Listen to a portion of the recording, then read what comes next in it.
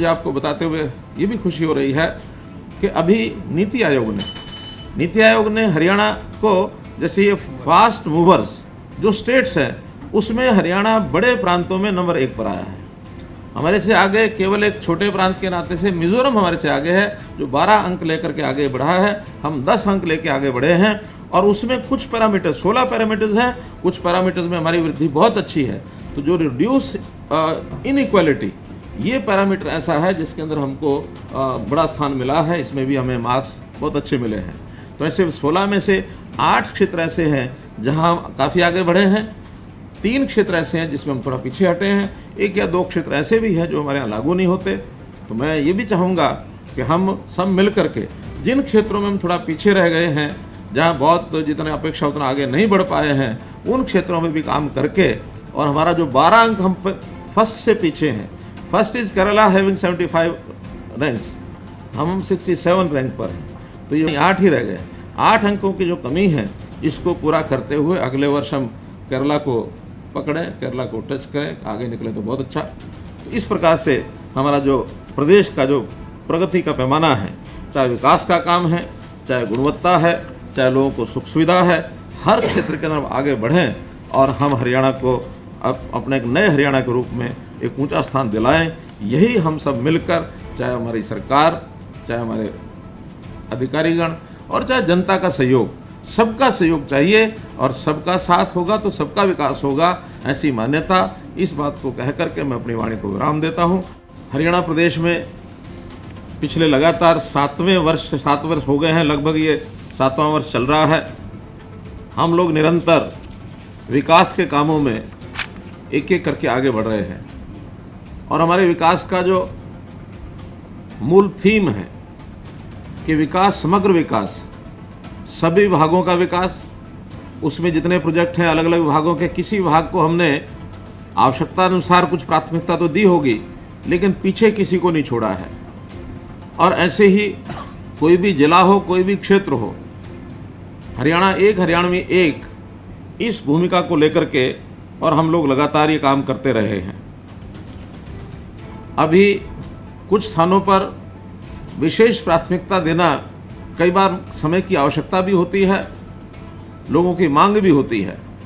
हम ये भी जानते हैं कि हरियाणा में अगर विकास के नाते से कोई प्रथम जिला ऐसा माना जाता है तो वो गुरुग्राम माना जाता है। औद्योगिक नगरी इस नाते से फरीदाबाद माना जाता है। बाकी भी जिला केंद्रों पर जो हमारे कॉरपोरेशन के एरियाज़ हैं उनमें भी समय समय पर कई योजनाएं लागू की जाती हैं। स्मार्ट सिटीज़ नाते से फरीदाबाद, करनाल, इन 2 जिलों को, 2 शहरों को स्मार्ट सिटीज़ नाते से आगे किया गया। हमारे जो फोकस के जितने भी काम हैं, चाहे वो ग्रामीण क्षेत्र हो चाहे शहरी क्षेत्र हो, हमने कोई भी कार्यक्रम करने में पीछे उसको नहीं छोड़ा है। समय समय पर आवश्यकता के हिसाब से, जैसा मैंने क्षेत्रों में प्राथमिकता बताई, तो हमने कभी शिक्षा विभाग पर ध्यान दिया। तो अभी जैसे कोरोना की लड़ाई हम लड़ रहे हैं, इसमें हम लोगों को चिकित्सा और स्वास्थ्य सेवाएं, इसके ऊपर ध्यान देने की आवश्यकता पड़ी तो वो हम दे रहे हैं। हमने कभी किसान की आय बढ़े, उसकी आय दुगनी कैसे करें, कृषि विभाग के ऊपर अपना पूरा फोकस किया। कभी लोगों की गरीबी को ध्यान में रखते उनकी गरीबी कैसे दूर हो, एक एक परिवार को कैसे समृद्ध किया जाए, इसके ऊपर फोकस किया। पारदर्शी नौकरियां मिलें, इसके लिए हमने काम किए। तो चाहे विकास के काम हो, चाहे व्यवस्था परिवर्तन के काम हो, एक भरपूर जितना भी क्षमता है, जितनी हमारे पास, यानी हमारे अधिकारियों की, हमारे बाकी सारे सिस्टम की जितनी योग्यता, उसका पूरा उपयोग करते हुए, अपने साधनों का पूरा उपयोग करते हुए हम लगातार इन 7 वर्षों में अपना काम कर रहे हैं। जहाँ तक प्रदेश सरकार का विषय तो हम कर ही रहे हैं, हमारी केंद्र सरकार वो भी किसी बात में पीछे नहीं रह रही है। देश के प्रधानमंत्री ने हर वर्ग के लिए कुछ ना कुछ काम किया जाए, उसके लिए सदैव कुछ ना कुछ नई योजनाएं बनाते रहे हैं। किसानों के लिए तो बहुत ही योजनाएं बनाई, और जैसे किसानों की आय डबल करनी है, उसमें जैसे अभी कल का ही उदाहरण लेते हैं तो एमएसपी की वृद्धि पिछले 3 साल से लगातार एक वृद्धि का पैमाना रखा है।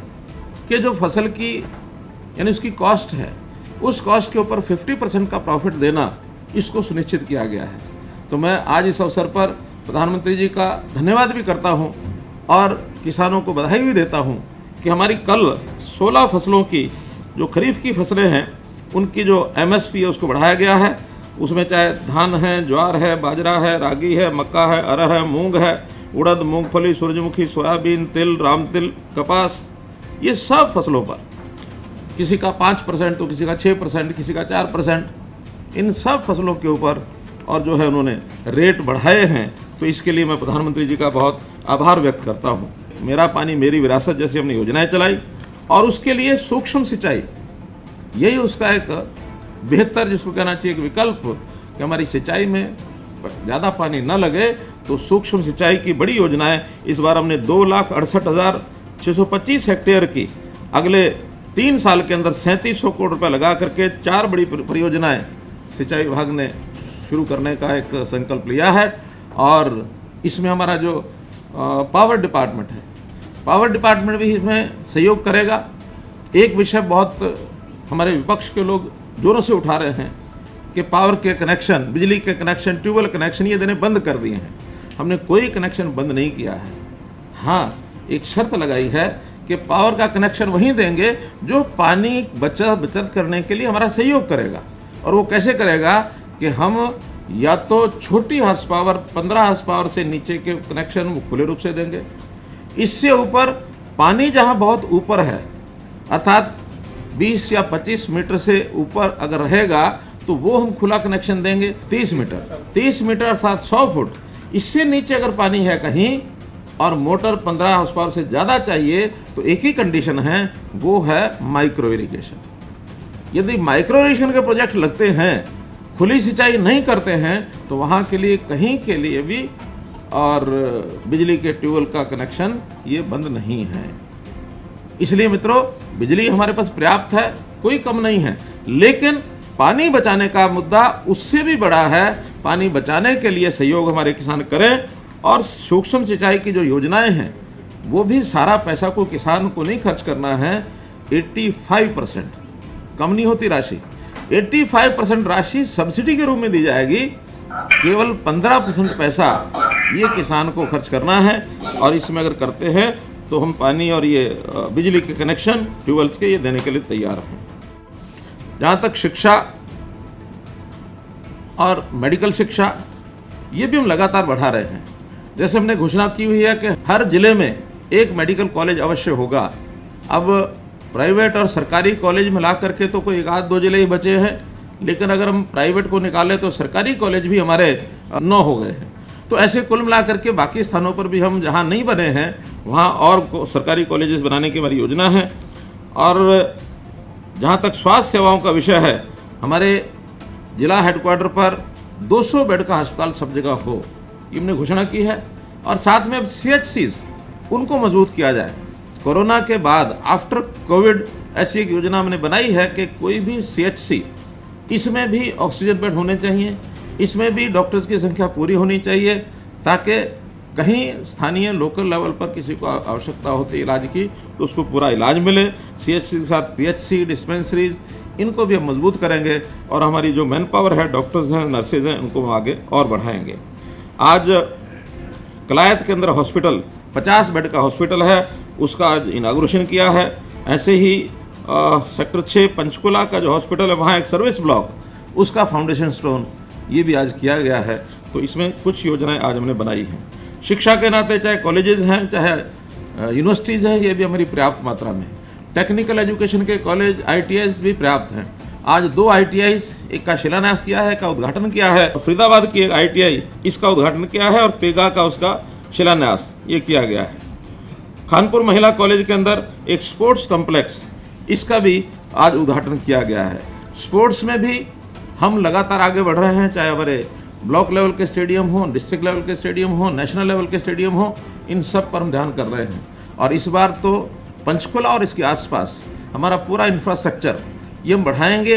इसलिए भी बढ़ाएंगे कि 2021 का खेलो इंडिया कार्यक्रम, इस बार इसका आयोजन ये हमको ही मिला है और हम उसकी मेज़बानी कर रहे हैं। तो पंचकुला उसका केंद्र होगा।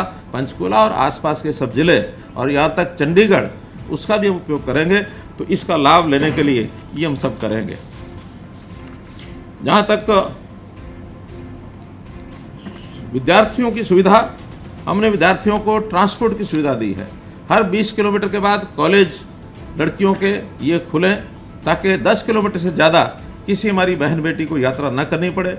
और विद्यार्थियों को पढ़ाई के साथ साथ उनको काम करने के लिए अर्न व्हाइल यू लर्न, ऐसी स्कीमें भी हमने चलाई हैं। और इसमें खास करके जो कृषि विभाग ने अभी सॉइल हेल्थ कार्ड की जो योजना बनाई है, सब साइंस के सीनियर सेकेंडरी स्कूल्स और साइंस के जो कॉलेजेस की जहाँ क्लासेस हैं, वहाँ पर सॉइल हेल्थ कार्ड बनाने की योजना ये बन गई है, ताकि विद्यार्थी वो सैंपल इकट्ठा करके भी लाएगा, टेस्टिंग भी करेगा, ताकि उसको उसका लाभ हो सके। विद्यार्थियों को अगर विदेश जाने की भी इच्छा रहती है तो उनको हर एक को डिग्री प्राप्त करते ही निःशुल्क पासपोर्ट बनाने की योजना ये भी हमने दी है। और ये इस बार 6800 विद्यार्थियों के इस वर्ष पासपोर्ट बना करके दिए भी हैं। तो निःशुल्क पासपोर्ट बनाने की योजना एक प्रकार की महत्वाकांक्षी योजना है, ताकि लोगों को देश के बाहर विदेश में जा कर के भी अपने सारे आगे के जीवन के स्कोप वो सब उसको दिखते हैं। तो इसलिए उसमें भी वो जा कर के करेंगे।